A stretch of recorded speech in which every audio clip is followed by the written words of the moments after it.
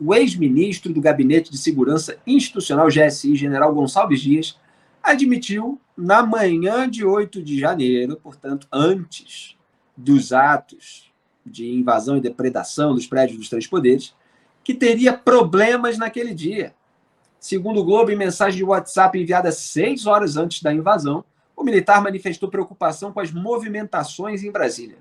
O texto contradiz a versão de Gonçalves Dias, que já disse diversas vezes que não tinha conhecimento dos riscos de ataques na data. Ele é parte daquela turma que se disse surpreendida. Jamais imaginei. É uma turma que estava habitando outro planeta naquela ocasião, né? Ou, obviamente, se faz de sons. Nessa turma está Anderson Torres, está Ibanez Rocha, aquela turma.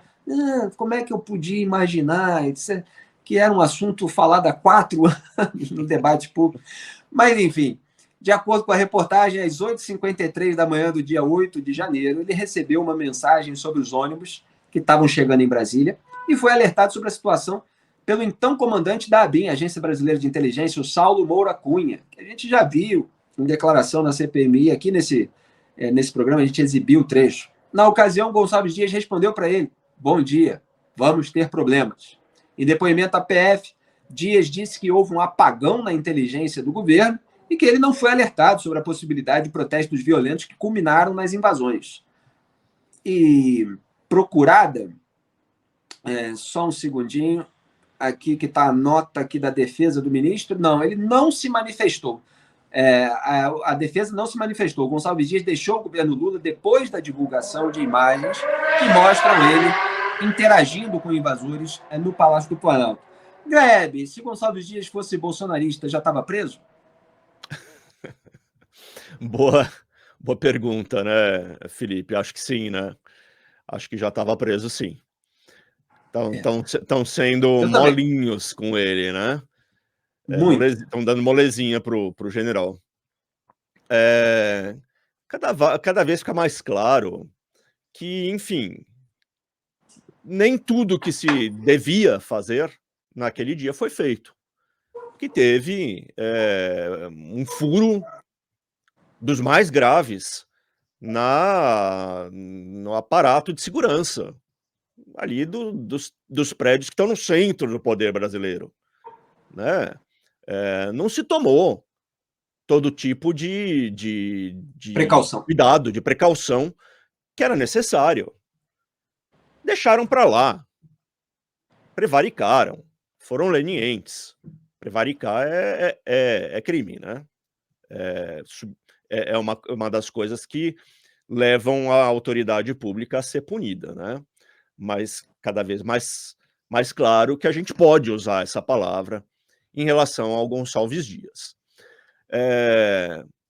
Agora, eu pelo menos me sinto sempre obrigado a pôr um mas depois dessa constatação, né? Sim, é verdade que o cara que era responsável pela segurança ali do Planalto naquele dia pisou na bola. No entanto, isso também não deve autorizar a conclusão de que tudo aquilo foi uma grande encenação, uma grande jogada do governo recém-eleito para mostrar a direita como sendo uma malvadona. Não foi um teatro aquilo. Repito uma frase que eu já usei inúmeras vezes nesse programa. O 8 de setembro foi gestado ao longo de 4 anos do governo Bolsonaro. O governo Bolsonaro, as coisas que o Bolsonaro disse ao longo desses 4 anos, as suas manifestações de diversos tipos, foram condição necessária para o 8 de janeiro, certo?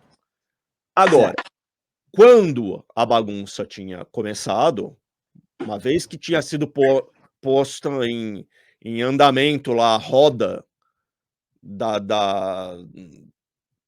do quebra-quebra, né, em Brasília, é óbvio que as autoridades podiam ter minimizado o prejuízo. E aí sim é que a gente vai circunscrever a responsabilidade do Gonçalves Dias. Precisa ser responsabilizado, não fez o que devia. Isso não significa que o resto, né, a preparação, a inspiração, são uma grande fantasia, são um grande teatro. Existiu e foi gestado por 4 anos e foi pelo Bolsonaro. Quando você faz um disclaimer, que lamentavelmente é necessário, a gente vê o nível rasteiro do debate público no país. Quer dizer, tem pessoas realmente que habitam o universo paralelo das bolhas de propagandistas de rede social, e elas acreditam. É como aquela gente que não acredita que o homem foi à Lua, né? É o pessoal que não acredita que eram bolsonaristas, que invadiram os prédios dos três poderes, que depredaram o patrimônio público. Não, eram só infiltrados na verdade, a esquerda promoveu um auto-ataque para responsabilizar o Bolsonaro, porque é tudo uma perseguição do mito, que nunca pensou em golpe de Estado. É tudo assim, né?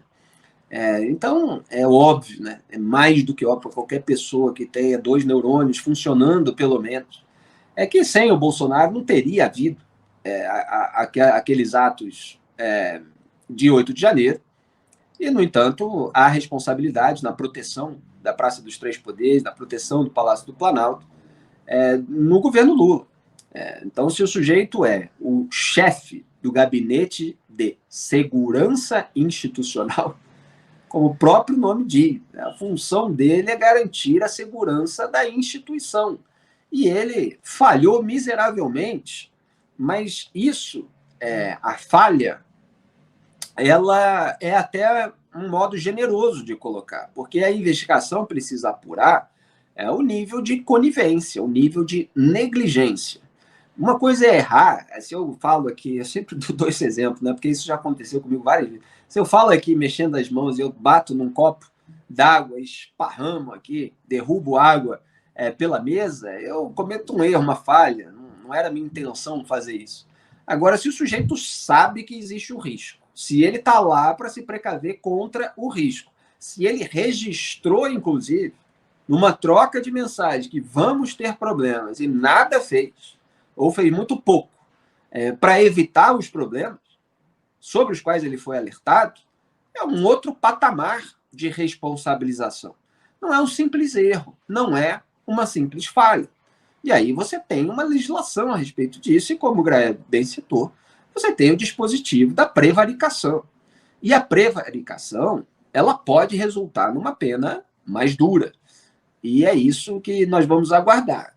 O Alexandre de Moraes, como comandante do inquérito, dos atos antidemocráticos, de 8 de janeiro, que resultou na Operação Lesa Pátria, ele foi muito severo ao responsabilizar, antes de tudo estar elucidado, bolsonaristas como Anderson Torres, mandou para a cadeia. Agora fala assim, não, mas é por causa da minuta do golpe, etc. E aí o Gonçalves Dias não tem a minuta do golpe. Olha, são alegações que realmente elas são difíceis, para dizer o mínimo, aí, de se defender em termos de coerência.